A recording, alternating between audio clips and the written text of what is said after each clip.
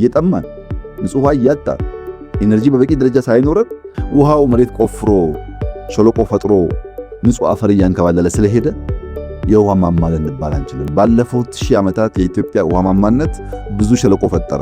በዛ ሸለቆ ምክንያት ብዙ ድልድይ መገንባት ግዴታ ሆነብን። ድልድይ ከሌለ ይሄኛው መንደርና ይሄኛው መንደር ሊገናኝ አልቻለም። ትርፋችን እሱ ነው። ወርቁ አፈሩ መጋዙ ነው። ሸለቆ ጉድጓድ መፈጠሩ ነው እንጂ ምግብ አልሆነም፣ ኢነርጂ አልሆነም።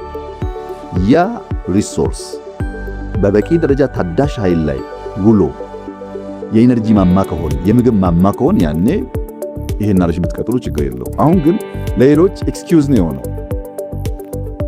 ሌሎች እናንተ የውሃ ችግር የለባችሁም እየጠማን ንጹህ ውሃ እያጣን ኢነርጂ በበቂ ደረጃ ሳይኖረን ግን ልክ እንዳለ እንድንታሰብ ነው ያደረገንና ኢትዮጵያ የውሃ ማማ ሳይሆን የታዳሽ ኃይል ማማ እንድትሆን፣ ኢትዮጵያ የውሃ ማማ ሳይሆን የምግብ ማማ እንድትሆን ማረጋገጥ መቻል ናሬሽኑን በዛ መገንባት ያለበት ይመስለኛል።